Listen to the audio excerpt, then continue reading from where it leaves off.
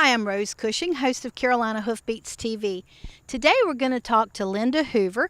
Linda lives down in Vass, North Carolina, and she is the founder of the U.S. Refined Horsemanship Association. Linda has spent her whole life teaching people and learning herself how to refine your horsemanship skills to make your horse a more willing partner and a more confident partner. Today she's going to be talking about her opportunity to work with mounted police officers and NC State University and give them a class on obstacle training. The obstacle training part of the class was very important for officers because while they don't do an obstacle course as you and I would do it, they certainly run up on obstacles throughout their work that are unexpected oftentimes, and they have to have horses that are willing to go through those obstacles and not think twice about it. So stay tuned and listen to what Linda has to say. I think you're going to enjoy it. Recently I had the honor of being able to participate in helping the mounted patrol officers with their horsemanship. Shannon Hoffman and I came together to help them with their skills, both over obstacles, but also looking at some of the social skills, and I put it out there to them that any issues they had in general, I wanted them to feel free to discuss. So we looked at some of those other things as well.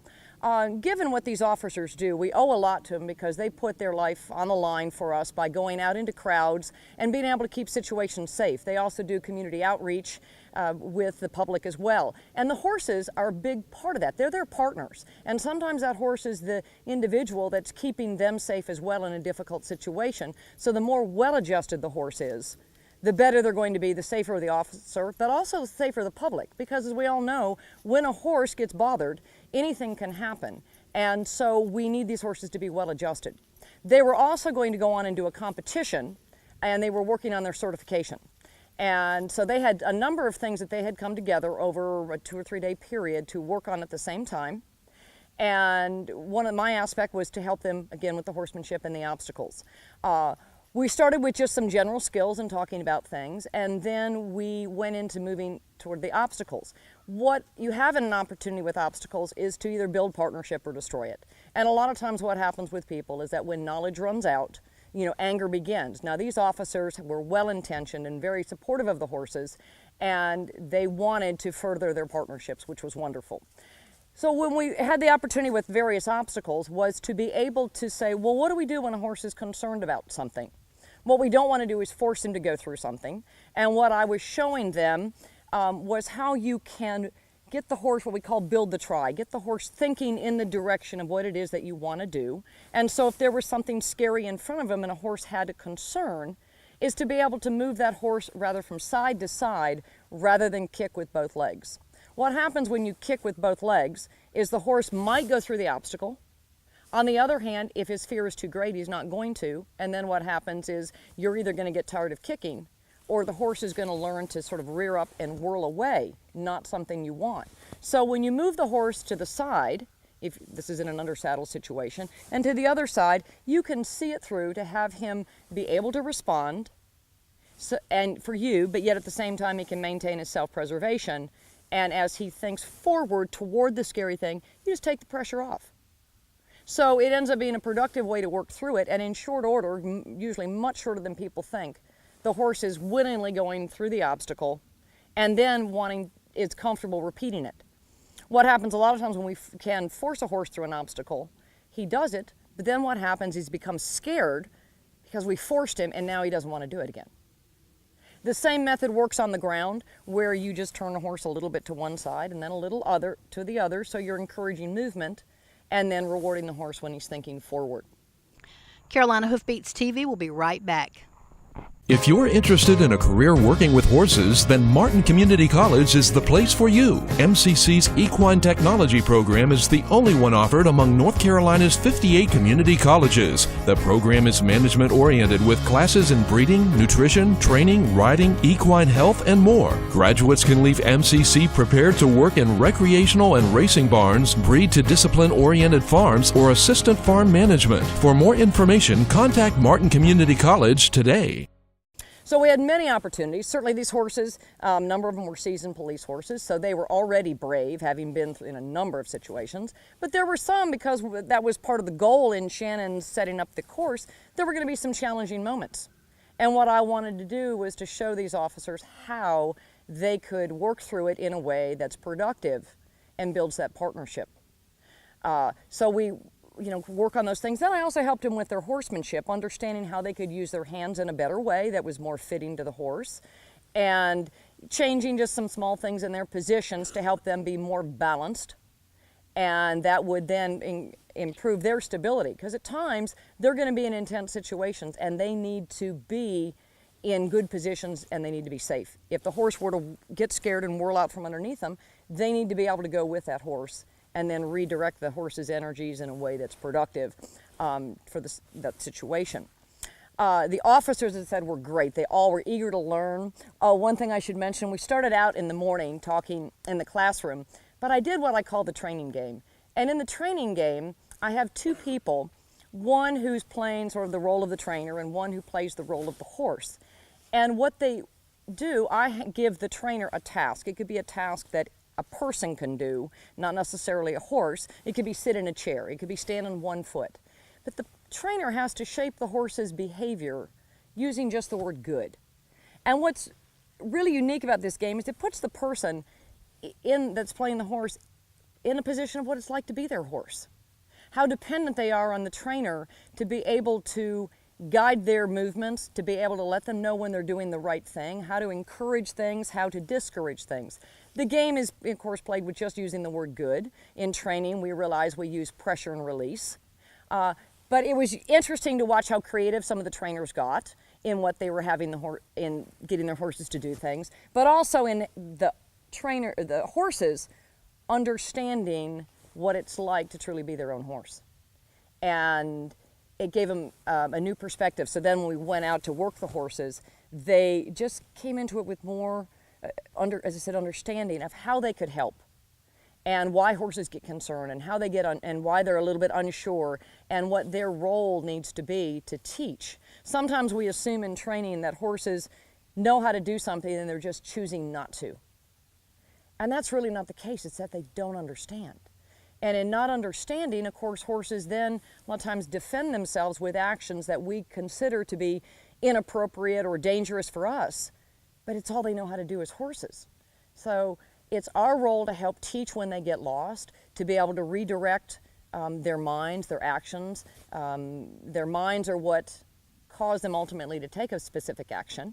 And so we're really, when I work with a horse, it's about working with the horse's mind, because that determines what he's going to do with his body.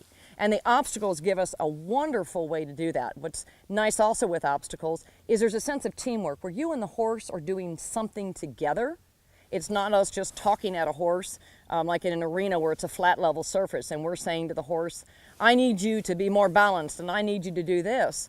And the horse is sort of like, why? There's nothing about this flat level surface that invites me in. Now take a horse, down a hill or somewhere, and now suddenly the horse begins to say, oh, I see that I need to balance.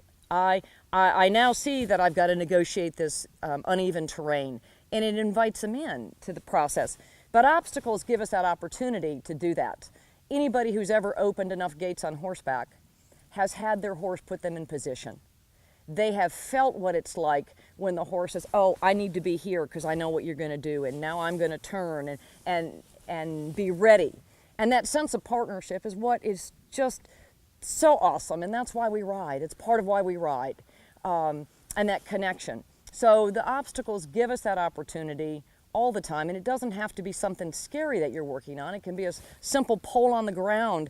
There's many ways to use that to build that refinement in the partnership as well, but to engage the horse's mind so that he's not like we all were as little kids, the one answer we hated when we said to our parents, why? And they went, because I said.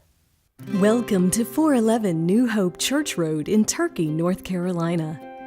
This amazing equestrian compound is the prior location of renowned Carroll's Cutting Horses and is a turnkey horse facility ready to accommodate multiple families or a large equestrian operation. This ranch is comprised of approximately 485 acres. With facilities so extensive, only a site visit will confirm their magnitude. The grain bins, dog kennels, backup generators, and other assets add to the enormous equestrian campus. So call us for a complete list today. Call Gardner Reynolds or Frank Gombatz, brokers, for more information and a showing. Legacy Farms and Ranches of North Carolina, a premier marketing platform for farms, ranches, and recreational properties.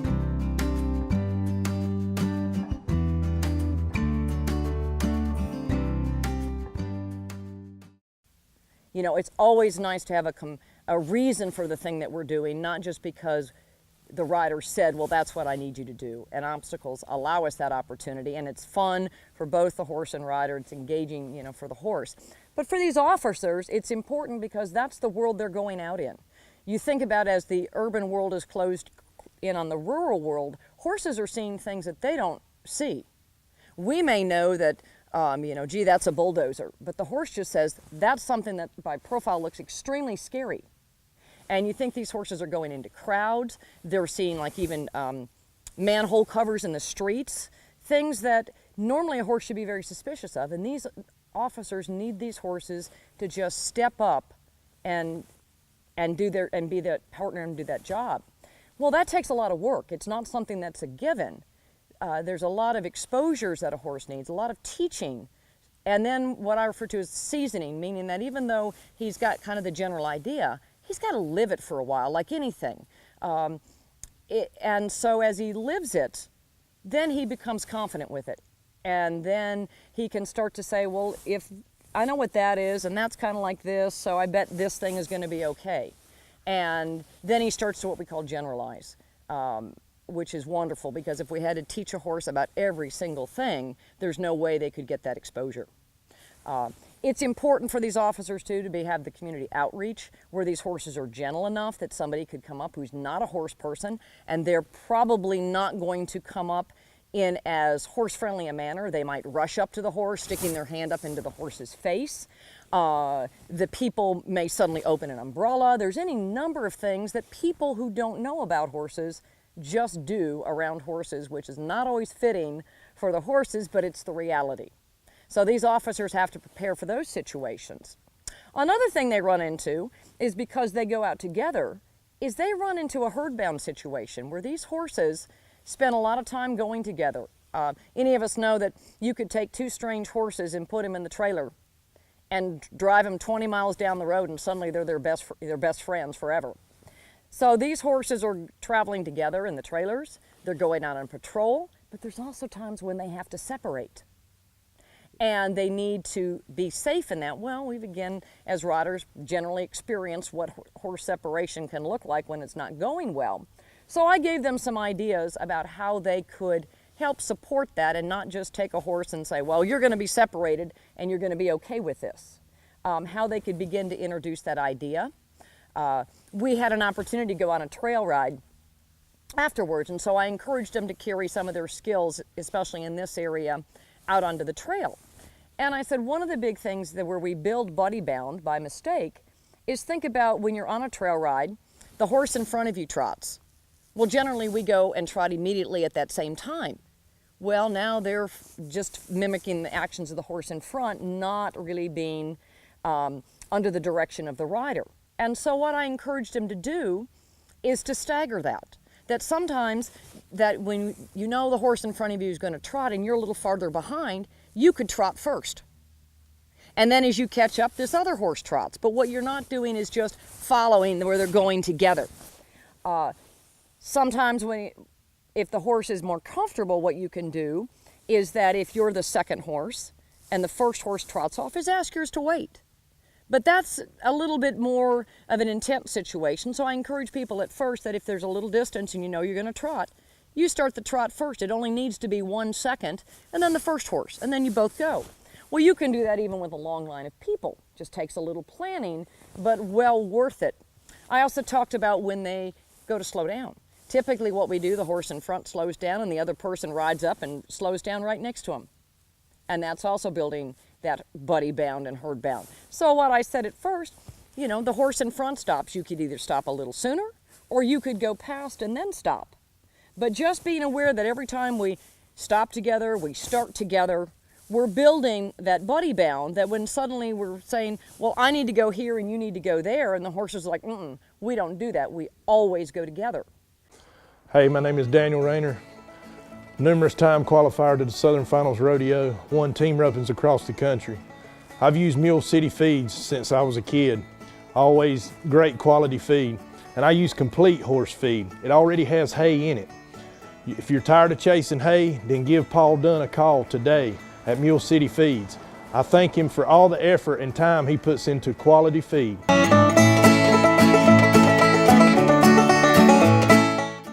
So there's small ways that these officers could begin to build in the ability to be able to go off on their own.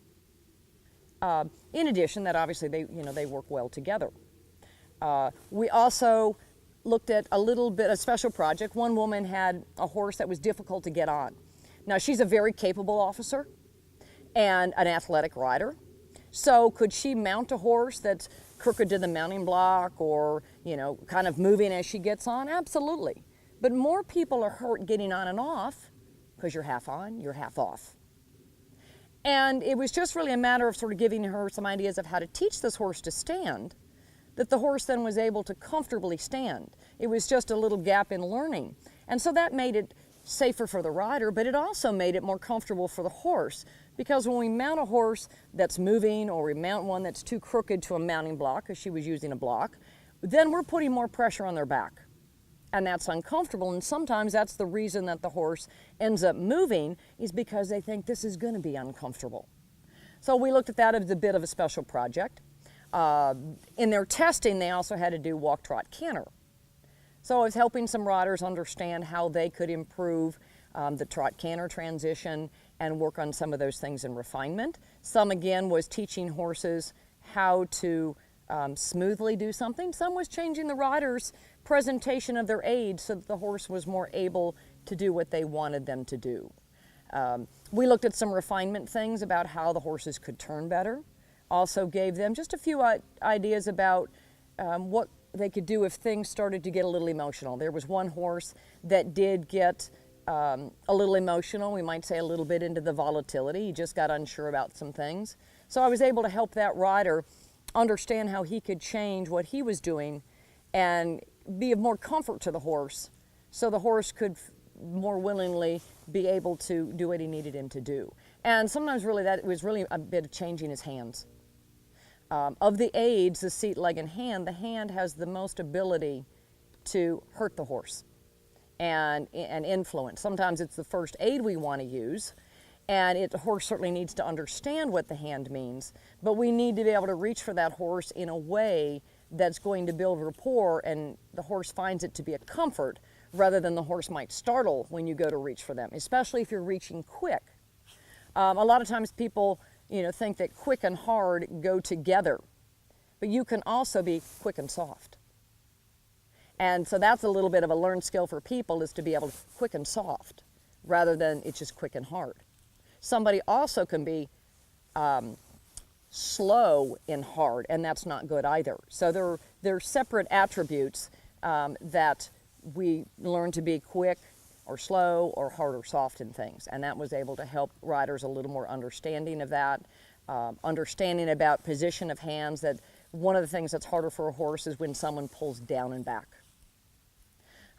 That ends up putting the bit on the bars of the horse's mouth, and a number of the riders, some of them had snaffles, and understanding some of their equipment about how those bits are designed to be used, and that a snaffle is designed to be used in the corners of the mouth. So we talked about equipment. We looked at some saddle fit even. How can we make things a little bit more comfortable? Looked at things like stirrup length.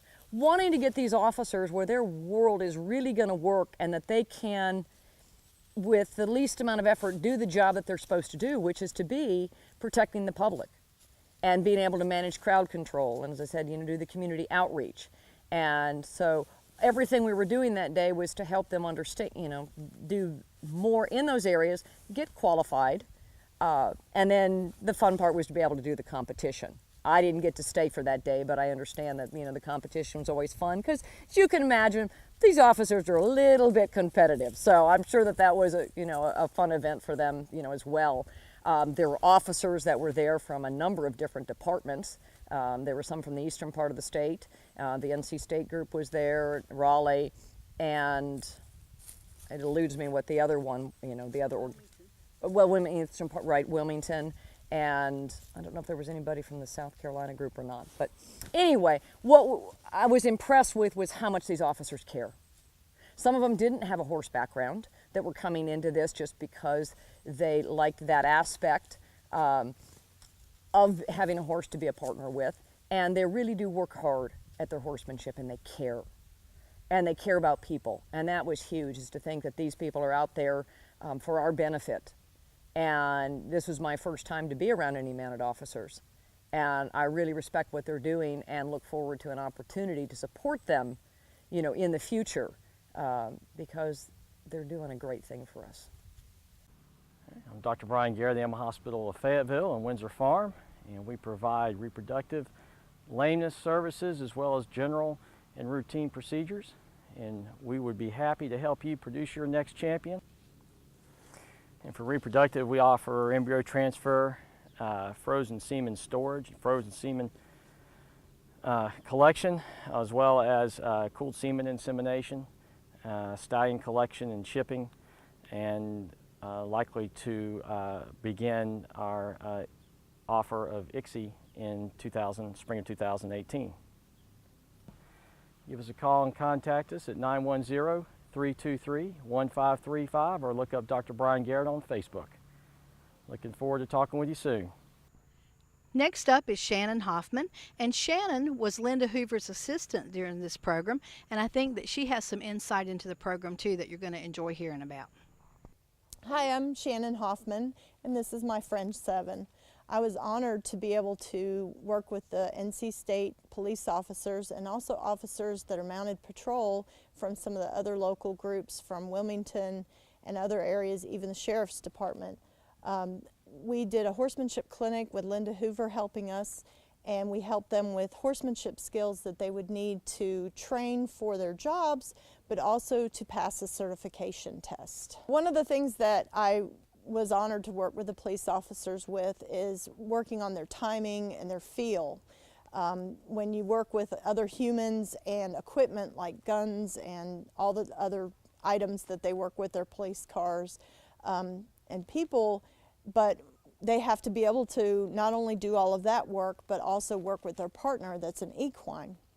And so a lot of the skills that we did and the obstacles we set up was really to help them learn the timing of when to pull, how much to pull, especially when to release, to help their partner become more of a willing partner with them. We had a number of obstacles, and none of the horses really had a very hard time with the obstacles because they're very well trained, but you can always do the obstacles with more refinement and more timing and that type of thing. So we had them dragging obstacles and walking through poo noodles and some of those different things. And then for their certification test, they had to do things like canter, I think it's a 20-meter circle, which is pretty hard when you're riding a 16-hand draft horse. They had to jump a small jump, which is something they might need to do in the field. They might need to jump a flower bed or a wall or something like that. And then they also have to do something that really impressed me that we didn't help them with their skills on. They know how to do this, is they had to ride along and someone would shout out a command and they would jump off their horse, turn their horse around to the right and come around their horse under the horse's neck to shoot their gun at a target. And that just really impressed me. That was meshing all their skills of the horsemanship along with their police skills. They also, during their tests, had to control their horses and maintain their horses' positions when they had firecrackers going off and smoke bombs, and show that they could also push over barrels and push a crowd and move people. So we were all very impressed when I got to come the next day and watch the certification classes.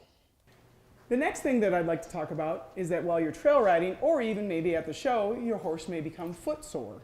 A very easy way of taking away some soreness or bruising on the hoof is either using some wheat bran mash in about an all-state handful, this much, or some shavings, about this much, and that you would actually pour into a different container, just a little bit of bleach just to make a mash.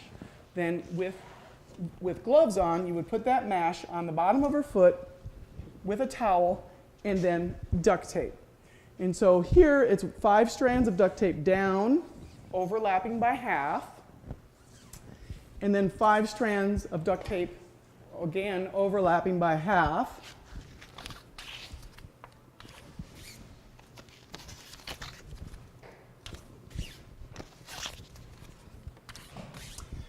Making a large plus sign. This can be used for if you have to soak your horse's foot, if they have an abscess, or if you have a sore foot. So I'm going to apply this to the foot so you can see how it goes on the foot. I have my mixture here, pretend, and you're going to pick up the horse's foot,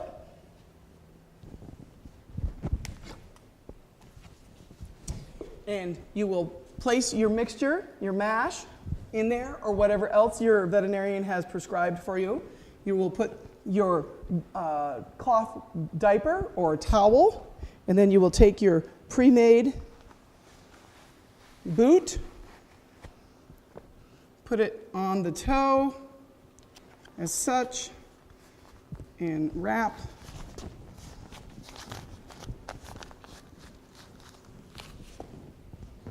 And there you have a boot where you could be soaking your horse's foot to bring out an abscess or to treat your horse's foot if he is bruised.